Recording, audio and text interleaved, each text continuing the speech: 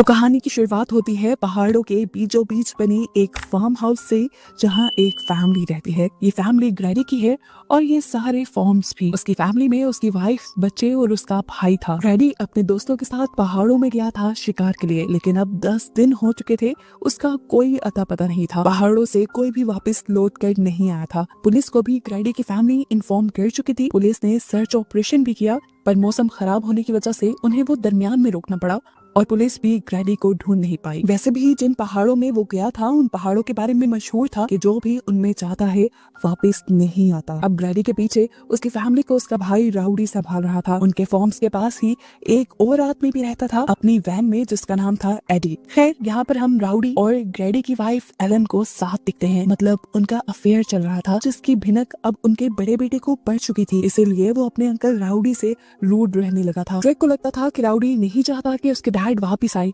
इसीलिए वो खुद उनकी तलाश का फैसला करता है। हालांकि राउडी खुद अपने भाई से बहुत प्यार करता था और उसे ही सबसे ज्यादा ग्रैडी की फिक्र थी। ड्रेक को अकेला जाता देखकर वो उसे जाने से मना कर देता है, उससे घोड़ा भी ले लेता है और खुद जाने का फैसला करता है अपने भाई को ढूंढने के लिए। हालांकि उसकी एक टांग खराब भी है और पहाड़ों पर चढ़ना उसके लिए काफी मुश्किल है। लेकिन मजेदार की बात कि इस सब की जरूरत ही नहीं पड़ी, क्योंकि कुछ ही देर में हमने देखा कि ग्रैडी वापस आ चुका है। उसकी हालत इतनी ज्यादा बुरी थी कि दूर से तो ये लोग पहचान भी नहीं पाए कि ये ग्रैडी है। उससे चला नहीं जा रहा था, उसका मुंह भयानक लग रहा था। ये लोग उसे सहारा देते हुए लेके आते हैं तो वो बार बार गिरने लगता है, जिसका मतलब था कि वो बहुत ज्यादा वीक हो चुका है। ये लोग उसे उठाकर सहारा देते हुए जाकर उसके रूम में लेटा देते हैं। उन्होंने चेक करने के लिए डॉक्टर को बुलाया तो डॉक्टर ने बताया कि इससे ग्रैडी को बहुत ज्यादा कमजोरी हो चुकी है, लेकिन वो पहाड़ों से बचकर वापस आ गया है।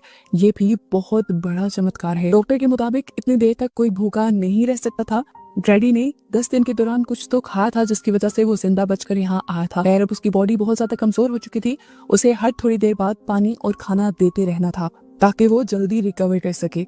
खाने की बात करते ही ग्रैडी अजीब शक्ल से अपने बेटे को देखता है, यहाँ तक कि उसके इस अंदाज से उसका बेटा भी डर जाता है। थोड़ी देर बाद हम देखते हैं कि राउडी और ड्रेक के दरमियान में लड़ाई शुरू हो चुकी है, क्योंकि ड्रेक को लगता है अब उसके डैड वापस आ चुके हैं तो इन्हें राउडी की जरूरत नहीं। वो गुस्से में राउडी को पंच भी कर देता है और उससे वार्न करता है कि तुम मेरी मॉम से दूर रहना। जिस पर राउडी ने उसे कहा, तुम्हें अभी हकीकत नहीं पता, तो प्लीज तुम काम डाउन हो जाओ और जाकर अपनी मॉम की हेल्प करो। ड्रेक अंदर गया तो उसकी मॉम ग्रैडी के लिए खाना बना चुकी थी। ड्रेक खाना लेकर ऊपर चला जाता है और पीछे से एलन राउडी से कहती है, मुझे ग्रैडी ग्रैडी लग ही नहीं रहा। उसकी आंखों में देखो तो ऐसा लगता है जैसे कोई और आ गया है। अभी ये बात ही कर रहे थे कि इन्हें एक भयानक शोर सुनाई दिया, ऐसे जैसे बहुत सारी चीजें टूट गई हों।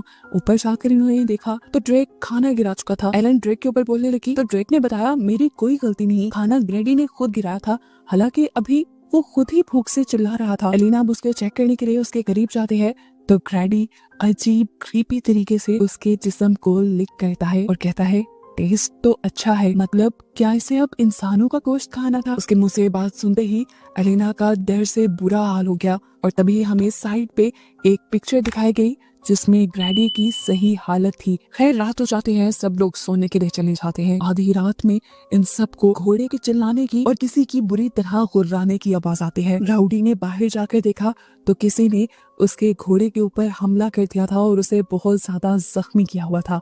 ये कह ले कि उस घोड़े को चीर डाला था। उसने आसपास देखा, वहाँ कोई जानवर, कोई इंसान नहीं था, लेकिन पीछे जूम करके हमें दिखाया गया कि ग्रैडी उस घोड़े को अजीब नजरों से देख रहा है और क्रीपी स्माइल भी दे रहा है। ये सारा शोर सुनकर इनका नेबर एडी भी यहाँ आ चुका था। राउडी को लगा कि ये सारा किसी जंगली जानवर का काम है, लेकिन एडी असल मामला समझ चुका है। उसे लग रहा है कि ये सब किया है ग्रैडी ने। सुबह होते ही वो ग्रैडी से मिलने के लिए जाता है और अपनी जेब से एक चाकू निकाल लेता है और साथ ही अपनी स्टोरी भी सुनाने लगता है बचपन की, जब उसके अंकल उन पहाड़ों से बिल्कुल ग्रैडी की ही तरह जिंदा बचकर वापस आए थे। ग्रैडी की तरह ही वो भी बहुत ज्यादा वीक होकर आया था और आते साथ ही उसने आईडी की पूरी फैमिली को खत्म कर दिया था। उसकी हरकत की वजह से पुलिस वालों ने उसे गोली मारकर खत्म कर दिया था, नहीं तो वो बाकी लोगों को भी मार देता। एडी को बताता है, मैं जानता हूँ तुम्हारे अंदर भी ऐसी ही कोई पावर आ चुकी है जो मेरे अंकल के अंदर आ गई थी। वो तुम्हें अंदर से खा रही है, खोखला कर रही है। अगर तुम उसे अंदर से निकाल दो तो तुम ठीक हो जाओगे। उसकी ये बातें सुनकर ग्रैडी किसी भूत की तरह एकदम से सीधा हुआ और चीखते हुए बोला, वो ये सारे काम पहले ही कर चुकी है, वो मेरी बॉडी पे कब्जा कर चुकी है, उसने मेरी बॉडी खोखली बना दी है। एडी अब उसे मारने की सोचता है और ग्रैडी उसकी सोच पढ़ लेता है और उससे कहता है जो सोच रहे हो वो करना भी मत, क्योंकि तुम एक बूढ़े इंसान हो, तुम्हारे पीछे कोई स्ट्रेंथ नहीं और मैं एक अच्छा फार्मर हूँ। अगर तुमने मुझे मार दिया तो तुम पूरी जिंदगी जेल की चक्की पीसते रहोगे। ये कहते ही वो लेट गया और एडी वहां से चला गया। एडी डर चुका था, वो अब खतरे के बारे में सबको बताना चाहता था, इसलिए वो राउडी के पास गया और उसने सारी बातें राउडी को बताना शुरू की कि असल में जो ग्रैडी उन्हें नजर आ रहा था वो अब ग्रैडी था ही नहीं। यहाँ पर ग्रैडी की बॉडी तो थी लेकिन उसके अंदर ग्रैडी की सोल नहीं थी। ग्रैडी के अंदर घुस चुकी थी वेंडिगो की सोल। ये एक शैतानी सोल थी जो पहाड़ों में रहती थी और लोगों पर कब्जा कर लेती थी। ये कैनिबल थी, आदमखोर थी, इंसानों को खाया करती थी। इससे पहले कि ग्रैडी भी उनकी फैमिली के ऊपर हमला कर दे, एडी राउडी को मशवरा देता है कि वो किसी तरह उसे मार दे। क्या हम देखते हैं कि एलिना ग्रैडी के रूम में गई, उसने देखा कि खाना अभी भी वैसे ही पड़ा था। वो खाना उठाकर वापस लौट ही रही थी कि ग्रैडी ने उसे अपनी आवाज में बुलाया। एक पल के लिए फील हुआ कि शायद वो शैतानी सोल सो गई है और अभी असली ग्रैडी होश में है जो एलिना से बात कर रहा है। वो एलिना को बताता है कि हम पहाड़ों में शिकार करने गए लेकिन वहां जाकर हम गुम हो गए, हमें रास्ता भूल गया। हमने एक घर के अंदर शेल्टर लिया, 4 लोग मदद बुलाने के लिए गए लेकिन फिर वो वापस लौट कर ही नहीं आए। ग्रैडी और उसका साथी वो लोग भूख से मर रहे थे। तभी ग्रैडी के कान में एक अजीब सी आवाज सुनाई दी जिसने ग्रैडी से कहा कि तुम मुझे अंदर आने दो, मैं तुम्हें बचा लूंगा। असल में ये आवाज उसी शैतानी सोल की थी और अपने आप को बचाने के लिए ग्रैडी ने उसे हाँ कर दी, जिसके बाद वो सोल ग्रैडी के अंदर आ गई।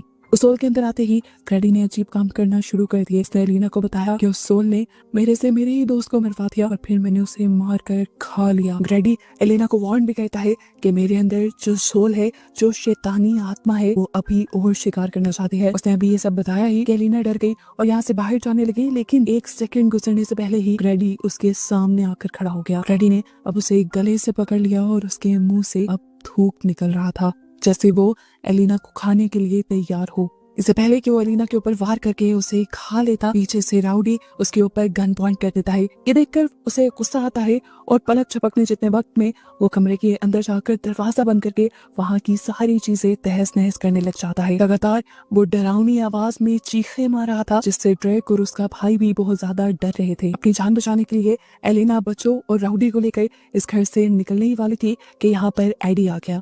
एडी असल में ये ठान कर आया था कि वो ग्रैडी को मार ही देगा। वो इन सब की जान बचाने के लिए इन सबको अपनी वैन में जाने को कहता है। यहाँ ड्रेक इनके साथ जाने से मना कर देता है क्योंकि उसे लग रहा था कि उसे अपने डैड की जान बचानी चाहिए, जिस पर एलिना उसे थप्पड़ मारती है और उसे समझाती है, ड्रेक क्या वो तुम्हारे डैड लग रहे हैं? इसकी हालत तो देखो, उसके अंदर एक शैतानी सोल है जिसे मारना जरूरी है वरना वो हमें मार देगा, और ये सारी बातें मुझे ग्रैडी ने खुद बताई हैं।